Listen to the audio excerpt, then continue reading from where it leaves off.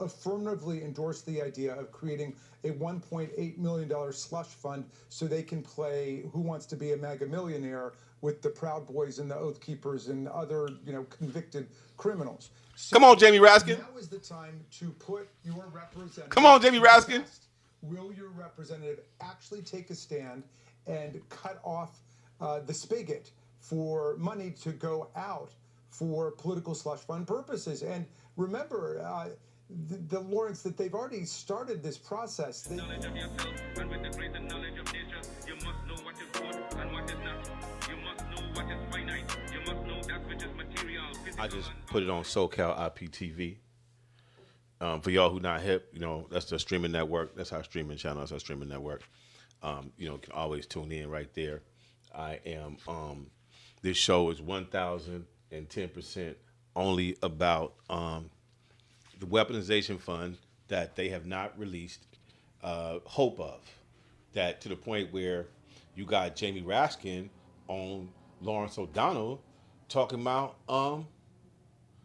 they still can't get everybody to sign on just to agree to say it's not going to happen. What can you do in Congress about it? Well, we've got a discharge petition, and as you know, we've passed a number of discharge petitions. It used to be those things were extremely rare, but now we're governing by discharge petition because the Republicans can't do anything by themselves, but the Democrats, if we can get enough Republicans to come along with us, can stop nonsense like this. So we need 6 Republicans to join us in order to bring legislation to the floor to permanently stop the $1.776 billion political slush fund that Trump tried to deal to himself, as well as the permanent immunity that he tried to deal himself and his family and his businesses for not just criminal offenses, he got that basically from the Supreme Court, but for civil offenses as well. Y'all see what it is, man. Y'all act like y'all don't see what it is? Hey, TikTok, so now I'm recording my show. Hey, I'm live, streaming live on TikTok, and we're recording the show with your boy Darren Dickinson, Discovery and Distrust. It's a running thing, man, because we're approaching the 30th anniversary of Contra. And they're in the process of trying to give money. Affirmatively endorsed the idea of creating a $1.8 million slush fund so they can play Who Wants to Be a Mega Millionaire with the Proud Boys and the Oath Keepers and other, convicted criminals. So come on, Jamie Raskin. Now is the time to put your representative. Come on, Jamie Raskin. Will your representative actually take a stand and cut off the spigot for money to go out for political slush fund purposes? And remember, Lawrence, that they've already started this process. I'm just saying. They talking about giving out money to the cats who stormed the Capitol. $1.77 billion with a B, billion. 177. But the brothers who we know for a fact was talking about the government. Can't get a dime. It's your boy Darren Dickinson. We talking about not even so much the constitutionality of the $1.77 billion. What we talking about is that the fund is for people who the federal government was weaponized against. And so for you guys who, I'm going to beat the drum because we approach the 30th anniversary of the article Dark Alliance. Dark Alliance is about where the author Gary Webb, he wrote the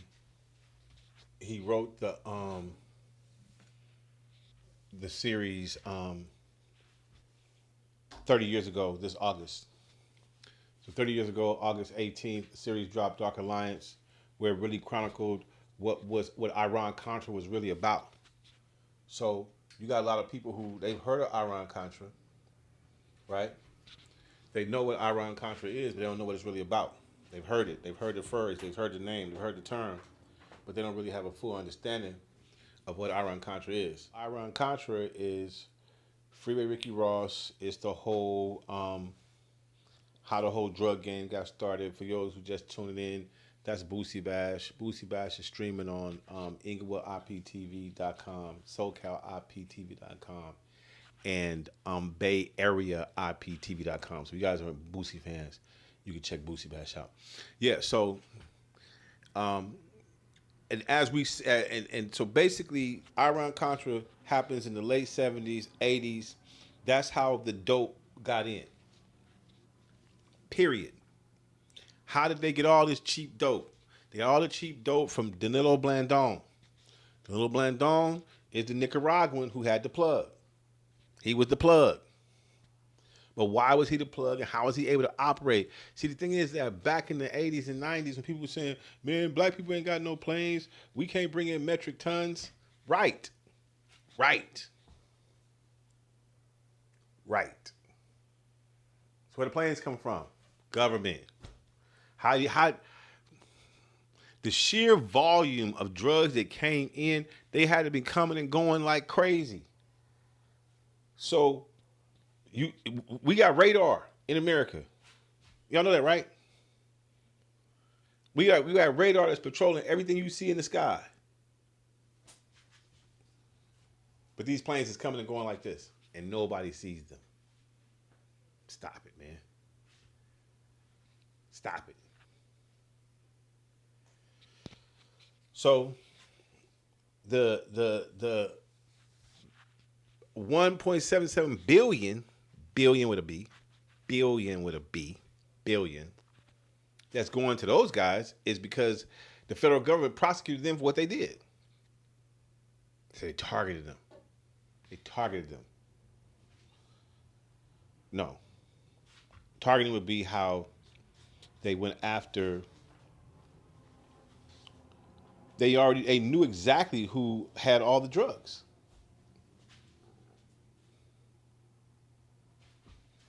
They knew exactly who had all the drugs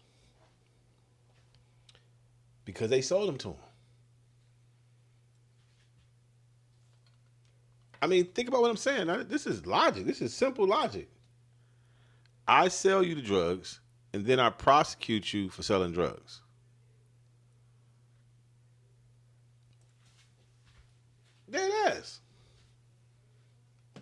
Dead ass. That's what happened. They sold them the drugs.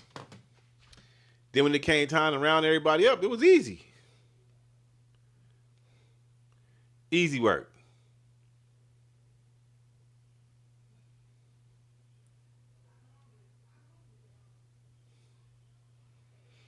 So, let's get into this one.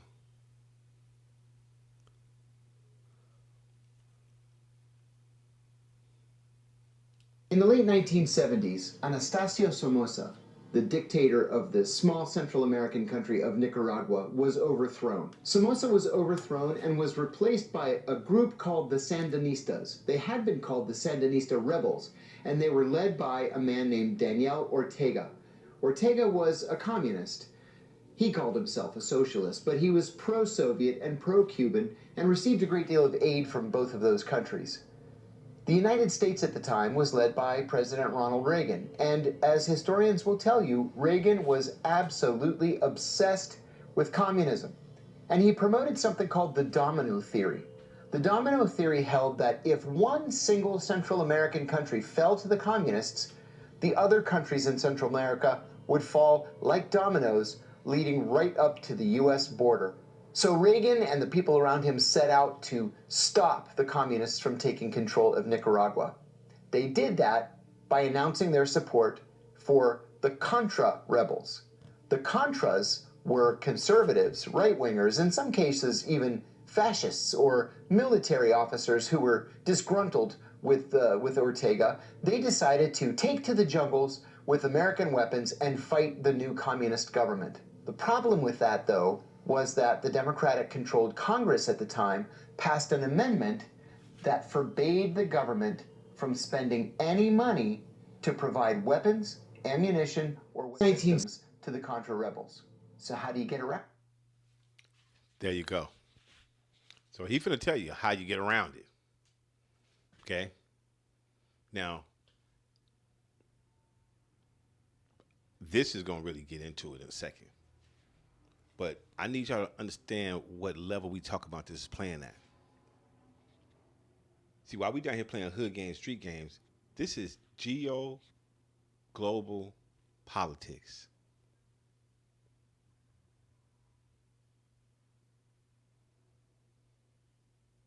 See, we dealing in street crime. We look at it like it's just some hood stuff. You need to pay attention to what's going on. Because it's an election year. And we talking about asking for stuff in an election. We talking about trying to get stuff, but what's our basis to get stuff? Why should they give us anything? Okay? People say, oh, we tired of hearing y'all, oh, it's from slavery. Nah, this ain't slavery, bro. This is right now. This is real. This is we still got parents and stuff that's dealing with this. We just got babies and some babies that have babies that's dealing with this. This is generational. Tap in and pay attention. I mean, you know, the crazy thing about these platforms is this, right? TikTok specifically. I'm talking to TikTok now, specifically, right? I moved cities, and so I don't know if because of where I am, algorithmic-wise, I'm trying to find the right time of day, but y'all supposed to be sharing this and passing this along. So we'll share all manner of BS, all manner of us trashing each other, tearing each other down. We'll share that all day, and it'll lift that up. It'll lift that up. But listen to this and see if this gets shared around. Man, y'all killing me right now. Well, there was a director at the National Security Council at the time by the name of Colonel Oliver North. North decided to take this thing on his own. He did not report back to his superiors at the Pentagon. He worked closely with the CIA. And here's the plan they came up with. They would sell weapons to America's arch enemy, Iran. The weapons would be paid for in cash. The cash would be turned over to a Saudi businessman, an arms dealer named Adnan Khashoggi. Khashoggi would put the money in a bank in Cyprus and then would transfer it to the Contra rebels. There was a middleman there, of course. It was a series of arms dealers, mostly in Romania, Bulgaria, and elsewhere around the world, that were able to provide these arms with little to no notice coming to the attention of anybody who follows these things. Keep in mind also that this entire operation was off the books. It was supposed to be secret, not just secret from the public, of course, but secret from the congressional oversight committees, secret from the President of the United States himself, secret from the FBI and from the Pentagon. Nobody was supposed to know about this except Oliver North and the CIA. And so the CIA involved Adnan Khashoggi because he was an old friend of the organization. He became a billionaire by selling arms around the world. What better person to do something like this? Somebody who already has a lot of money. Somebody who's not going to raise eyebrows. You see how these shows do? This is how they distract you, right? They give you a whole other person, a whole other everything that that is not related to America. Okay, yeah, he's the one that moved the guns, right? And they talk about the Nicaragua, and they said it was all a secret, but it's already been come out in testimony. By the time he does this, by the time this dude does this story right here, it's already been proven that the president know. Everybody's already been to jail. Everybody's already in jail. And the president already got sanctioned, reprimanded, whatever it is, but he didn't get impeached. So he already know that Reagan knew. So this is how the media really functions. So in order for him to do this story, which makes him extra money, they must didn't want to piss off conservative people, so they didn't want to talk about Reagan because Reagan's their savior. Reagan is their savior. Okay? So off the rip, I want to make sure I'm level set. I'm going to let y'all hear the rest of this because you need to hear what this dude's talking about, right? Because this is how high level this dope game really was operating at. It ain't some street stuff, bro. You need to wake up. You need to really wake up. By transferring hundreds of millions of dollars. Somebody who's going to use foreign banks just as a matter of course. So imagine Adnan Khashoggi takes money from the Iranians, puts that money in a Cypriot bank, transfers the money from the Cypriot bank to international arms manufacturers, takes the arms from those manufacturers, turns them over to the CIA. The CIA puts them on unmarked, unlicensed and unregistered planes and sends them to the Contra rebels in Nicaragua. It sounded like the perfect idea. In fact, it was a terrible idea, and it was a violation of the law. Many, many laws. But Adnan Khashoggi was someone who the CIA could trust to keep his mouth shut, take his 10% commission, and do as he was told. In the end, the Iranians got weapons, they paid cash, the cash was used to buy more weapons that were given to the Contra rebels. So the Contras began fighting Daniel Ortega and the Sandinistas. The US, meanwhile, was doing things like mining the harbors of Managua, the capital of Nicaragua, to put pressure on the Sandinistas. And the fight was really raging in the jungle. At the same time, by the mid-1980s, cocaine began arriving in the United States, ostensibly from Colombia, but really making its way through Nicaragua. You see how he did that? Mid-1980s. Records show Danilo Blandón and Barry Seal was pushing dope since 79.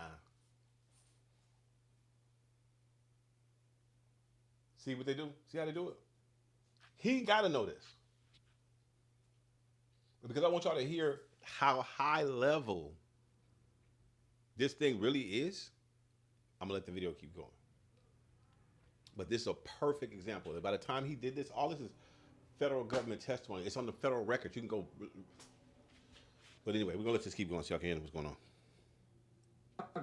Now, that cocaine, for whatever reason, ended up in Los Angeles. And in Los Angeles, it was turned into crack cocaine. And we had never heard of crack cocaine before, 1984. And it took off like wildfire. An investigative journalist by the name of Gary Webb decided to look into the advent of the crack epidemic in Los Angeles. And that investigation led him right back to Nicaragua. So here's what he found. He found that the Contra rebels were not one monolithic unit. They were divided into northern rebels and southern rebels. More importantly, he found that the rebels were largely in the pay of the CIA. Now, the Drug Enforcement Administration was also present in Nicaragua at the time. And remember, it's DEA's job to stop the flow of drugs to the United States. The CIA, though, doesn't care about drugs. In many cases, it's perfectly happy to allow drugs into the United States if it helps them to fight communism, or contemporaneously, to fight terrorism. Drugs are deep. Did you hear that? You heard what you said? Y'all heard what you just said? The CIA don't care about drugs. And he's about to tell you that DEA's job is to fight drugs. CIA's job is to fight terrorism. And if it's to fight communism, fight terrorism, they can deal drugs.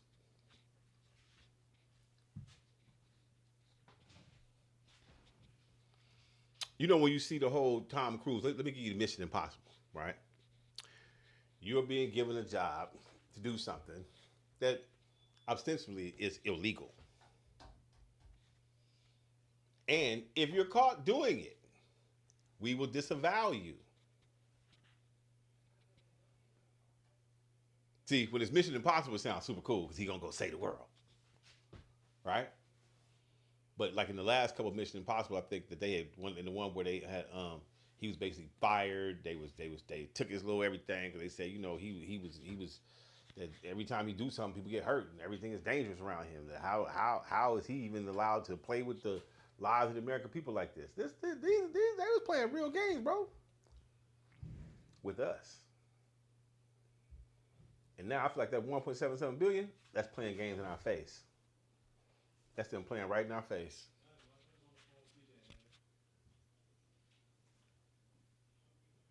Yeah. So I'm gonna let this wrap up because he's taking this long to get around to the dope. They always seem to.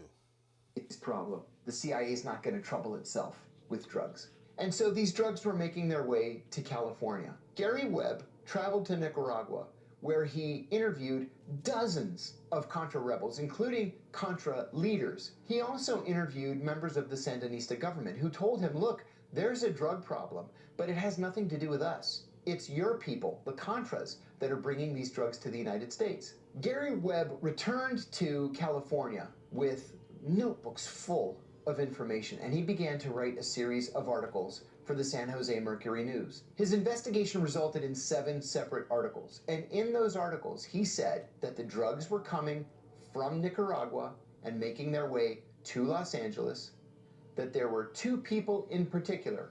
One was named Oscar Blandon. Oscar Blandon was a senior Contra leader who was in charge of this cocaine operation. The other was a major drug importer based in Los Angeles.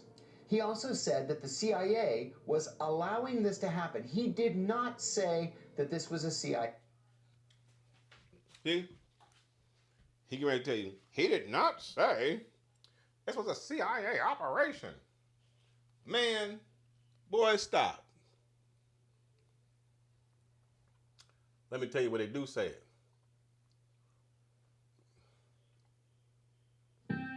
It was one of America's most notorious presidential scandals. History It Channel. cost Ronald Reagan his presidency.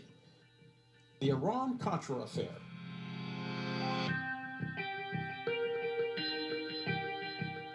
In the early 1980s, the U.S. was still in a Cold War with Russia, and anti-communist sentiment was strong. During his presidential campaign, Reagan promised to assist anti-communist insurgencies around the world. For a brief time under Reagan, the CIA trained and assisted groups fighting communist leaders abroad. Reagan was particularly interested in a group called the Contras and their battle in Nicaragua. The Contras were a group battling the Cuban-backed Sandinista. We know some of this, so we're going to skip ahead a little bit. The president told his national security advisor, Robert McFarlane, to help the Contras anyway, regardless of the cost. McFarlane found opportunity in Iran.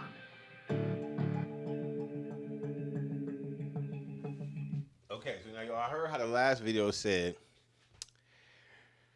it didn't go up that high. We don't really know. No, the History Channel just told you. The president ordered it. He told his national security advisor to keep it popping. And they were dealing dope. Period. Period.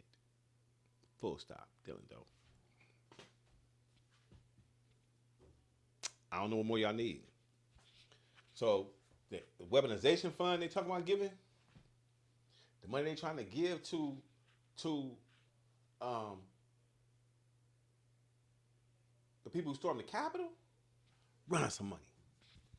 Break us off too. That's all I'm saying.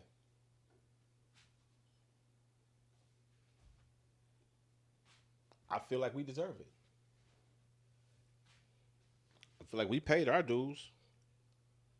And we know the government's weaponized against us because they told us. The fact that there was a trade embargo with Iran. But that was just the tip of the iceberg. The deal with Iran didn't just secretly secure the release of the hostages in exchange for weapons. There was money involved.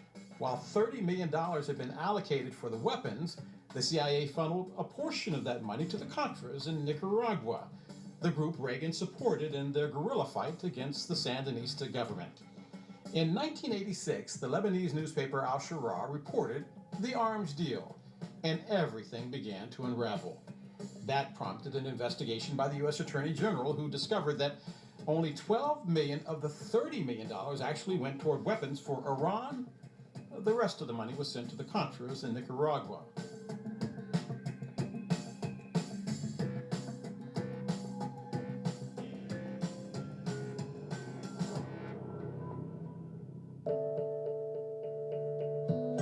The fallout.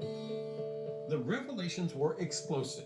Reagan denied the allegations that he had negotiated with terrorists, but Lieutenant Colonel Oliver North came forward and acknowledged that he diverted funds to the Contras. North also said Reagan knew about it. So now here's what's interesting about all these, right? They always play down the dope. You got one video that says hundreds of millions of dollars. You got this video that says $30 million. Even if we know it was hundreds of millions of dollars, we know that for a fact, because we know what went through the hood. We know what cats got raided with, what really happened in the community. But this is why it happened. This is how it happened. And with the 30th anniversary approaching of Dark Alliance, this is something that we need to be talking about, because it's in between now and the midterms. It's between now and the midterms. And if we want to get something from these people, this is the way to do it. They talking about giving $1.77 billion to the people who stormed the Capitol, then cut us $100 million. Easy work, $100 million. There's nothing out of it. Cut us $100 million for this, for Iran-Contra. Talk about this on your blogs. I bet you won't. Knowledge of yourself, and with the greater knowledge of nature, you must know what is good and what is not. You must know what is finite. You must know that which is material. America, welcome to IPTV.